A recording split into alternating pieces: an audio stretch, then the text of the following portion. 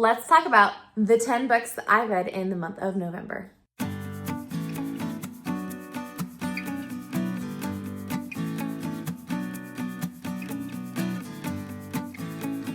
Hello, my name is Emily Crow from The Cozy Crow, and welcome to today's video where I'll be talking about all 10 books that I read in the month of November. I've got 8 pictured right here because there are 2 books I don't have physical copies of. But if you haven't seen my videos before, I'll start off by going through a few statistics that I find interesting about my reading month to month. And then we will go through all 10 books individually, what those books are about, my ratings, other thoughts on them, who I think those books would be good for, things like that. Before we jump into that, I do want to make an announcement though. If you have been following on my Instagram, I have been hosting a book club for With Her Own Hands by Nicole Nerig, and such a good book. And it's December now while I'm filming this. I am finishing this book right at the beginning of December, so it's not part of my November reads tally, but I am hosting a book club discussion with the author herself, Nicole Nerig, and it will be held on December 11th at 6 p.m. Mountain Daylight Time in the US. This is 8 p.m. Eastern Standard Time. And then also make sure to check out my Instagram feed if you want to be up to date on the latest news about this book, the book club discussion, other books that we choose in the future, etc., etc. So just a reminder that that book club discussion is coming up December 11th, and we would love to have you join us. Let's jump right into our statistics for the month of November. So as I said, I read 10 books total during the month, which is not a high number for me, but it's a nice steady number and it kind of rounds things out for the month. So I do not mind reading only 10 books. I read 8 of them via audiobook, I read 1 ebook, and I read 1 physical book. Audiobooks are my favorite format. I get through a lot of reading via audiobooks, especially on the Libby app. I also like to look at the genre of the books that I read. I read 3 fantasies, 3 romances, 1 nonfiction, 1 thriller, horror. I feel like it was more of a thriller than a horror. It was kind of classified in both categories. 1 just general fiction and 1 historical fiction. So a little bit of a spread. If we take a look at what year these books were published in, I read 3 books that were published in 2025, one of which was an ARC or an advanced reader copy that I was gifted digitally from NetGalley and the publisher. 1 book was published in 2024. 4 other books were published in the early 2020s. 1 book was published in the 2010s, and then I had 1 book published in the 1990s, and I'm not sure if this counts as a classic. It kind of feels like a recent classic, maybe? I don't know. But one of my goals for the year 2025 was to read more classics, and I have this one nebulous one that I'm like, is it a classic? Is it not? It is a 30-year-old book, and I feel like it is integrated into pop culture. You'll have to let me know if you feel like Practical Magic by Alice Hoffman is a classic or not, but that's the only book out of my spread this month that I was able to read that could maybe be considered a classic. Another one of my goals for the year was to read more books by BIPOC authors, and I had 1 book from my 10 books that I read that was written by a BIPOC author. So I'm really happy. It was one of my favorites for the month and probably one of my yearly favorites as well. So I'm super excited to talk about that book. Another goal I had for the year was to read 25 very specific books for my TBR in the year 2025. And I finished 3 books on that list, which means I am now at 21 books read out of 25. So I am getting close, and I think it is doable for me to read all 25 books in the year 2025. I think reading 4 books is totally reasonable. I have 1 book that I'm in the middle of, 1 book that I have on my Libby loans that's already available to me, and then I just have 2 other books that I need to make sure that I get through in the month of December to check that whole list off. And then finally, another general goal that I had for the year 2025 is to decrease my total physical TBR and have a net negative when comparing how many books I acquired in the year versus how many books I got off my TBR shelf. And for the month of November, I had a net -3, which again means I am super, super close to breaking even and having a net 0 or a net negative for the entire year. So again, this goal is probably doable. I think my total net TBR for the year is maybe at +3. So I can definitely read 3 more books off my physical TBR than I purchased this month. That's the goal. I'm so excited that like I have so many of these goals that are actually attainable. I have to work at them. I'm not like ahead of schedule or anything, but I feel really good about these. I had a pretty good reading month. I even had 2 5-star reads in the month. So excited to talk to you about those.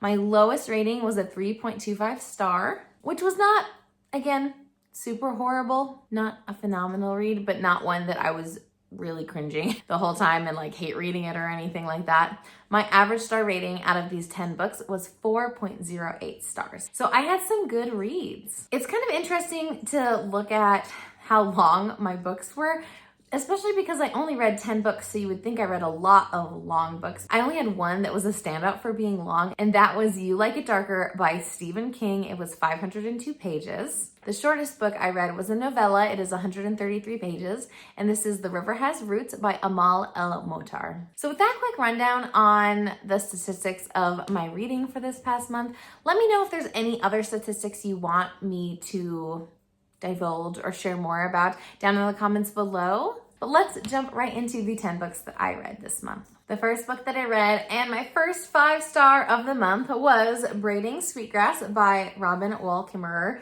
You can see the cover is all beat up because I bought this secondhand and it's been on my TBR shelf for a really long time.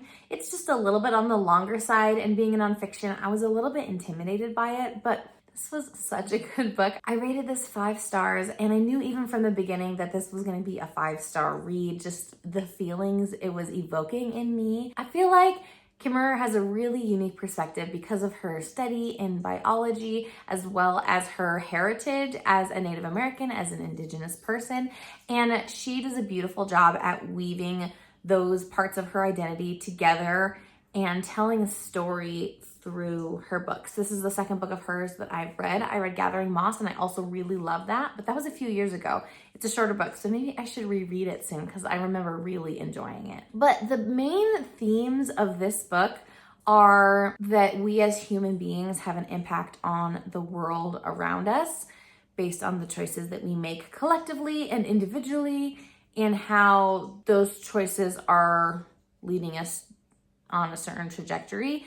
Spoiler, not a good one. This is very climate focused and ecology focused. And I felt like while some parts of this book were a little bit on the slow side, every single chapter had something important to say and to add to this greater discussion of what our human impact is on one another and the greater world around us, and what our responsibility is to do good to those around us. I tried to finish this book in time for Indigenous Peoples Month in October, and I didn't quite make it, but I'm glad that I could finish it in November. I will say that like the best nonfiction books that I read are the ones that have made a big impact on me, the books that tap into my own spirituality and make me think deeply about myself as a person, my connection with the world, about my own faith even, especially when those books are not faith focused or religious focused. And I feel like those kind of introspective nonfictions are what really gets me in my soul. And this book definitely fit that need for me and made it a much more, a spiritual experience to read about our impact as humans on the world and what we can do to do more good by the world. So I highly recommend this book. I did the audiobook and I really enjoyed the author narrating it too. I think it's really special when the author narrates their own book, and I really enjoyed it. Definitely recommend. I hope that you read this. The next book that I read was also a really good book that I definitely recommend to anyone. This is The River Has Roots by Amal El-Mohtar. She's actually one of the co-authors in the novella This Is How You Lose the Time War, if you've read that sci-fi novella. I read that a few years ago, and I remember I really enjoyed that one too. But this is a fantasy that follows a pair of sisters who have some kind of magic, and they are like taking care of the woods near the edge of like the junction between the fairyland and the mortal land. And so they are kind of managing that junction, taking care of the magic at that junction. And the way they do that is through song. And so these two sisters are really close. There's some beautiful music and poems in this piece, which is really, really cool. I've heard the audiobook has actual music in it, which is really, really amazing. I unfortunately had to read this physically because I couldn't wait, and I needed to read it for a book club I have with my friends. But it is a novella. It's pretty short, so I finished it in about a day. You're following these two sisters and them growing up, and one sister as she is interacting with the world of fairy around her, and she ends up having a lover and fairy kind of thing. And you just see the dynamic of how this relationship between these sisters change and evolve, but also remains a constant in their lives despite everything else going on around them, which is really, really beautiful. This book is whimsical. I mean, it talks about the land of fairies, right? But it's kind of whimsical in a somber way, if that makes sense. It's very lyrical, and this magic system that they are accessing through song is based in grammar, which is really fascinating. I do wish that this book went more into depth about how that magic system worked. I rated this a 4.5 star. I feel like it was just missing a little bit of that description of how this magic system worked, how this world was. I just wanted more, especially because grammar as a magic system is a very unique concept. It was really interesting to see how the author played with that. Just wanted more details about that. I would have loved this to be a longer story, but it was a really nice little novella with some lyrical and whimsical elements and a really heartfelt story. The next book that I read was my first Stephen King, and this is You Like It Darker by Stephen King. This is a collection of short stories. There's even like a novella that's pretty long in here. And I thought that this might be a good introduction to his work because of the shorter length of these stories. I do not know how this compares to his greater body of work, but in general, his novels are really long, so I've just been intimidated and I just don't know where to start. So let me know if you've read Stephen King, if you have any recommendations on which books to start with, how you feel this compares with the rest of his works. I rated this a 3.5 star. I liked it okay, but it just didn't jive with me entirely. I didn't feel like this was dark. It's classified as a horror / thriller. I felt like it was more in the thriller category, but most of the stories were not super thrilling either. I had a couple standout stories for me that had more of those thriller vibes or more of those horror vibes or were really poignant. But overall, I felt pretty indifferent about most of the stories in here. I do feel like his writing style is really good, and his main protagonists were all, I don't know, very human. Not necessarily likable, but not unlikable characters, and not ones that you can't root for, which I really liked.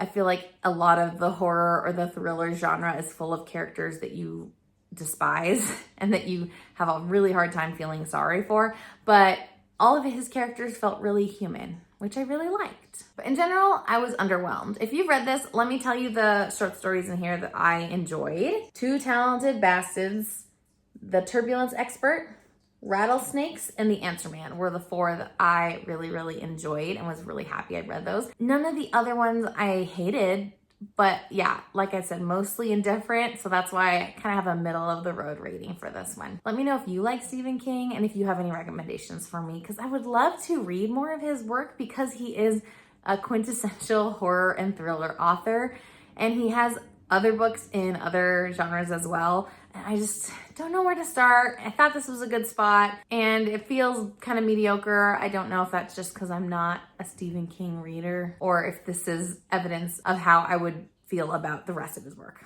I don't know. Another book I had kind of high expectations for, but felt a little bit indifferent or lackluster towards is Practical Magic by Alice Hoffman. And this is the book where I don't know if this is a classic.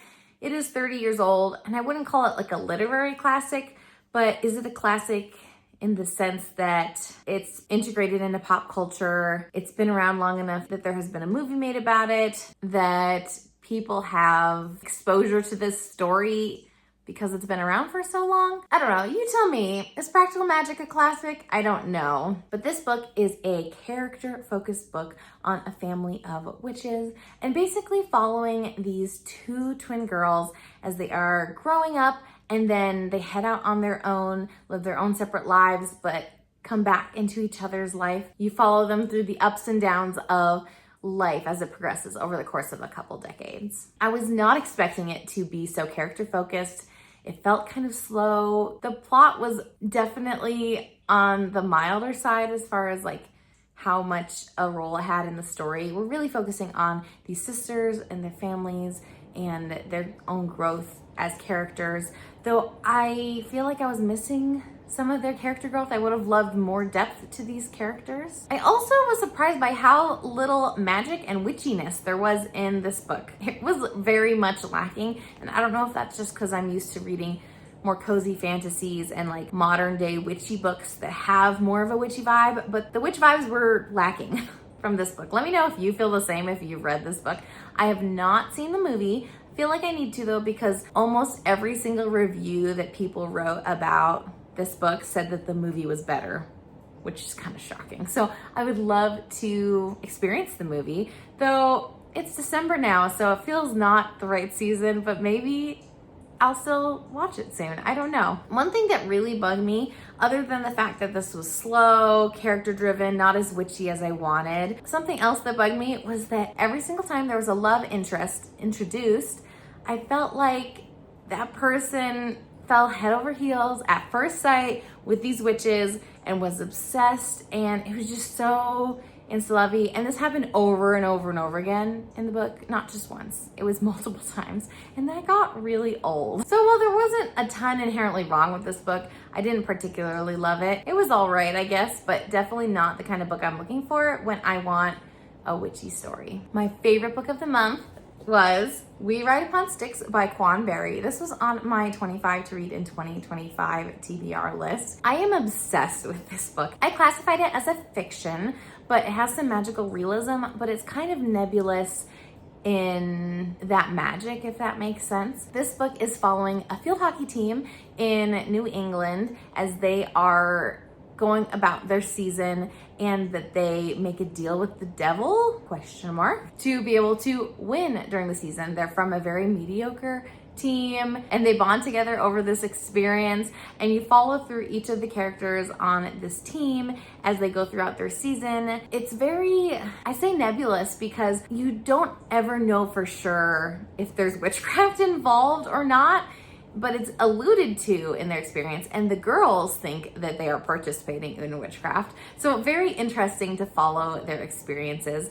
I grew up in New England. I was on a mediocre field hockey team in high school, so it was very nostalgic for me, though this takes place in the late 80s and has very 80s vibe as far as the voice of the characters and how they interact with one another, some prejudices that are brought up, some blind spots as far as political correctness goes even. So it felt very authentic to that time period. The way this book is written is a collective narrative, like a collective first-person narrative almost. So it feels like if you watch the movie Christmas Story, it feels like having that kind of narrator that's helping you be part of the story, though you're not explicitly one of the teammates or one of the characters, but just the way that that collective is talking to you, very interesting. And it was very cool to see that writing style in this team setting. This book is, other than having some like witchcraft or maybe nefarious things that were kind of like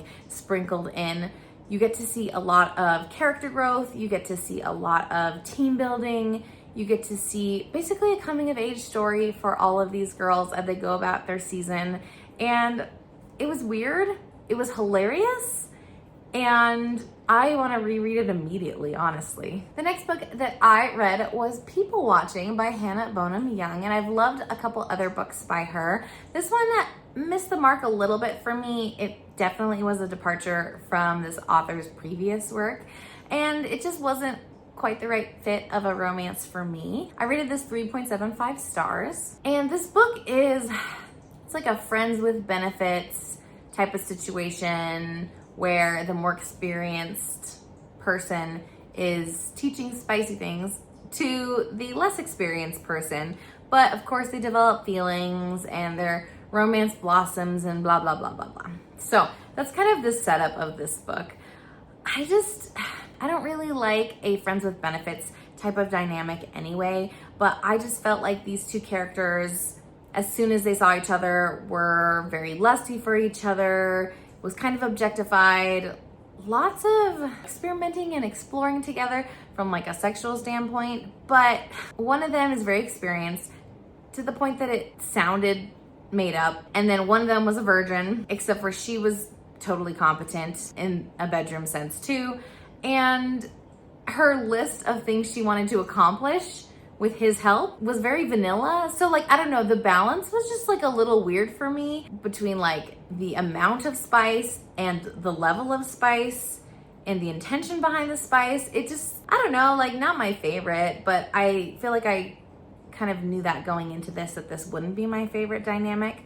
I did really love how these characters got to know each other and how they became friends, because out in public, they were friends. They were having this relationship because they were building a friendship as well. So I really loved the friendship building aspect. I loved how Milo, the main character, is getting to know her family. She is one of the main caregivers for her mom, who's experiencing early onset dementia. We also meet her dad, who's also a caregiver for Prue's mom.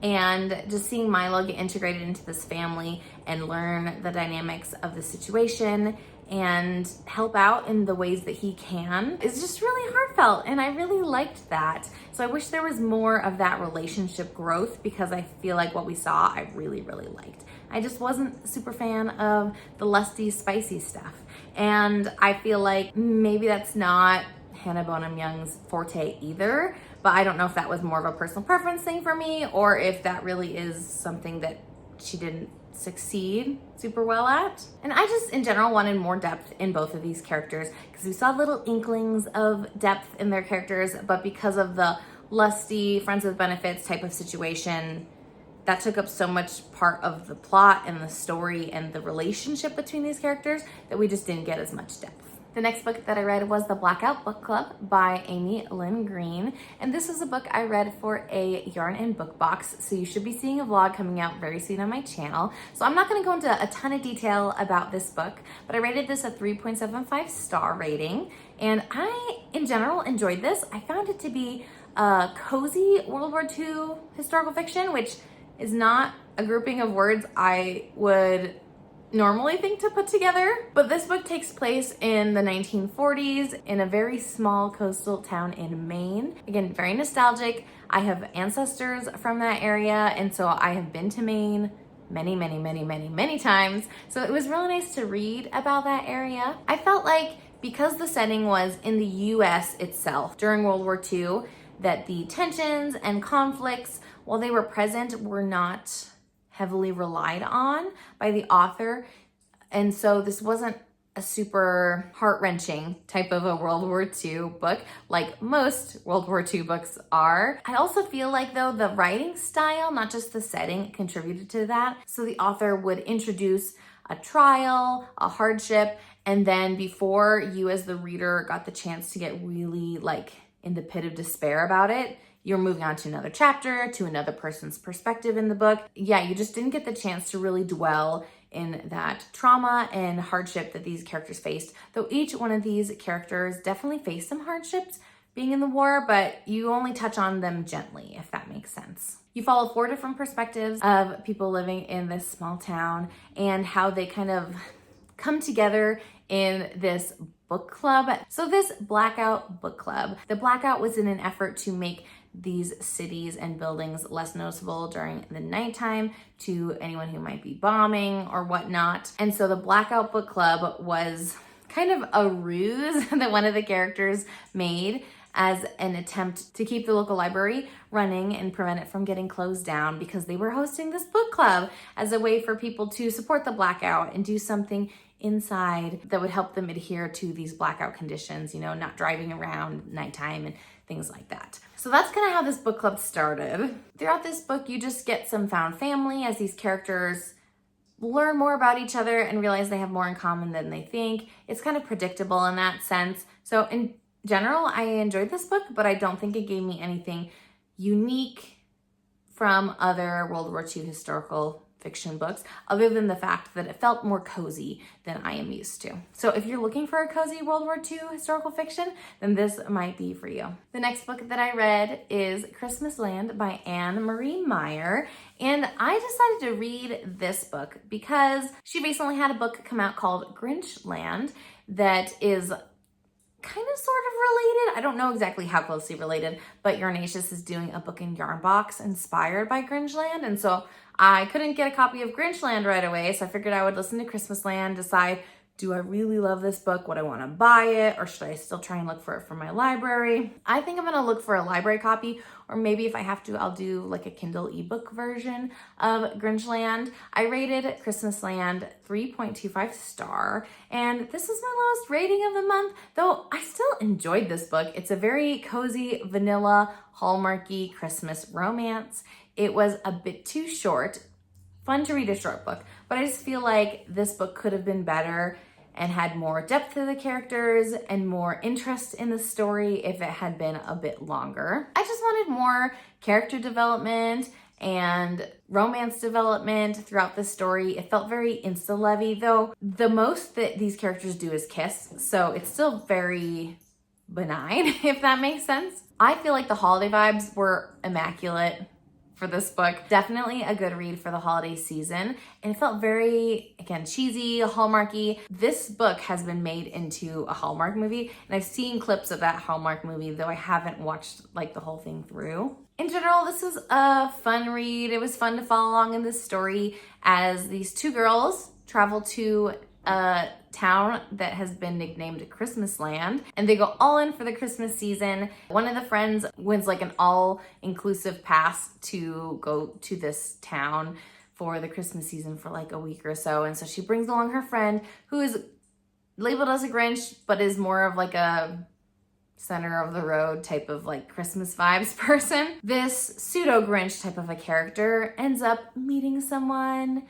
That someone is the inn owner's son, and he is roped into helping this girl have an amazing Christmas season, and feelings ensue. It's a fun, cheesy, vanilla, cozy Christmas romance. I found it very superficial and just didn't give me enough of the characters or the romance, but it was a fine read. Like I said, I read this to kind of try out the author's writing style, and I think I'm gonna find either a really cheap or a free way to read Grinchland by her so that I can participate in the Yarn Book Box, but I don't think I wanna buy a book by this author. The next book that I read was The Happy Ever After Playlist by Abby Jimenez. I know this is part of an interconnected standalone series, and I know this isn't the first book, but this is the book that I had on my shelf, on my TBR, and it was on my 25 books to read in 2025 list. I had picked this book specifically because I'd heard a lot of good things about it. I rated this a 4.25 star, definitely not my favorite Abby Jimenez. The first half, I loved it, 5-star potential, but the second half just kind of let me down a little bit and brought that rating down. This book follows Sloane and Jason. Sloane serendipitously finds this dog and tries really hard to contact the owner, can't make contact, so decides to keep the dog. The owner finally gets back into cell service. He's on the other side of the world, etc., Jason, and he contacts her and says, oh yes, thank you for finding my dog. I want my dog back. And Sloane's a little reluctant to hand the dog over.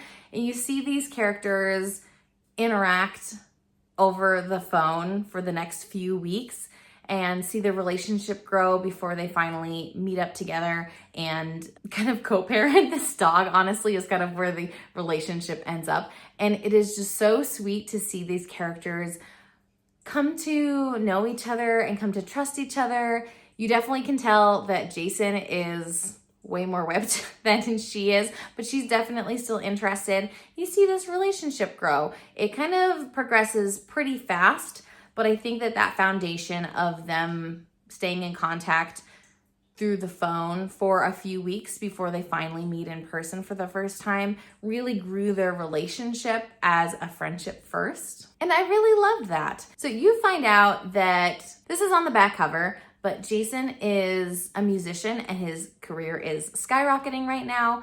So he invites Sloane to go on tour with him. And then you see their relationship have some struggles related to that experience. This is where the story kind of fell apart for me. I just felt like there was some miscommunication that was really bothering me at a few different points in this story, where the characters would not listen to each other or not give each other the opportunity to tell the truth about what was really happening in this miscommunication situation.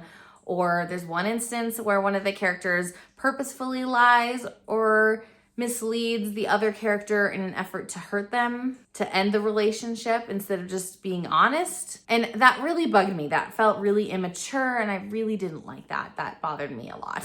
So while there's not a ton of miscommunication in this story, the miscommunication really bothered me, and it always bothers me a lot. And so I feel like that kind of pulled this story apart for me and made me not like it quite as much.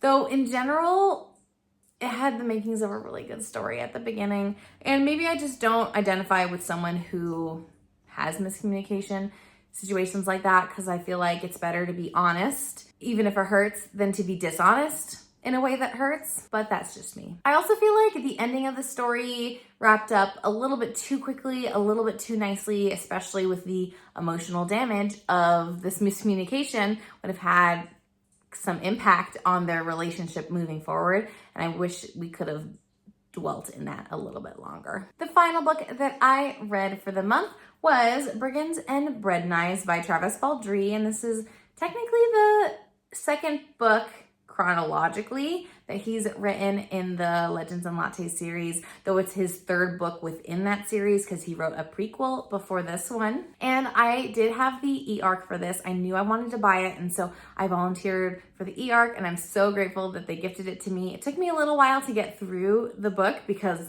I don't read super fast on my Kindle. I read in lots of little tiny increments, but I was able to finish this month, and I think this book came out partway through November. So not too bad that I was able to finish reading the arc the same month that the book came out. From my local bookstore, I did get, where is it? He signed it. That doesn't look like much, but he signed it. And because I bought this book from my local bookstore, I got a fun hollow sticker of Zill, and I got a little wood pin of Fern, which are two of the characters in this book. So that was super cute as like a little gift for buying this book. I absolutely adore the art. I don't know who the artist is for this series, but those are the other two books, if you haven't heard of them. They are cozy fantasy set in like a Dungeons and Dragons style world. In this book, you're following Fern, who is an old friend of Viv's from way back in the prequel. And Fern is looking for a fresh start in her life. So she starts opening up a bookstore right next to Viv's coffee shop. And Fern is still not satisfied. She is drunk and stumbles into someone else's wagon and gets pulled into this adventure with this elf named Asterix, who is trying to get a bounty on Zill, who is a goblin. So you follow this cast of characters as they are traveling, adventuring, facing bad guys, going to different towns and having different experiences, all while Fern is trying to figure out what she actually wants, because clearly the bookstore was not what she wanted and it wasn't fulfilling her in the way that she expected. She feels like she owes Viv something for helping her to get started in that bookstore. So she's got some conflicting emotions going on. I rated this a 4.25 star. This was my least favorite in the series. I just feel like Fern's struggles, like her internal struggles, just didn't quite hit for me. I don't know, I had a hard time relating to them. They felt a little bit nebulous and hard to pin down. And so I had a hard time connecting with them.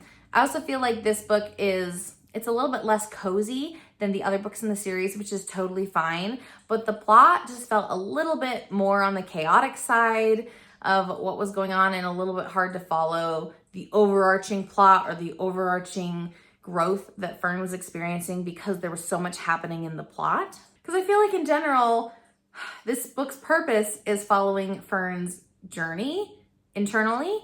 And it was kind of hard to follow along with that while also following along with the plot and the physical journey they were going on. I still really enjoy the writing style and I enjoyed reading this book a lot. I love the side characters. We get some really funny moments as you get to know Zill and as you see Asterix, the Elf kind of soften up a little bit around Fern, and you see how their relationships with one another kind of impact them on a personal level. You have a talking sword and a talking knife.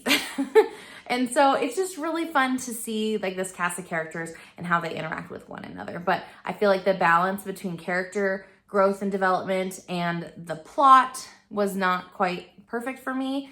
Of these 3 books that Travis Baldree has written, my favorite one is Bookshops and Bone Dust, because I feel like that balance was perfect for what I was looking for in a cozy fantasy with some D&D type elements in it. But I still definitely recommend this book, and I feel like this just would suit a slightly different reader than maybe the people who loved Legends and Lattes and Bookshops and Bone Dust, because it is just written a little bit different in style. Those are the 10 books that I read in the month of November. Let me know again if you've read any of these books, what your thoughts were. I'm looking for a few recommendations throughout the video, especially Stephen King that you would recommend that I start with, because I want to give him another chance. I don't think this short story collection is a good marker of what his work is like, but I just don't know where to start. And let me know if you have any recommendations for me of any really good books that you have read recently, because I'm always looking for new book recs, especially as we are moving into the new year and I am thinking about my goals for 2026. With that, I hope you have a wonderful reading month ahead of you, and until next time, happy reading. Bye!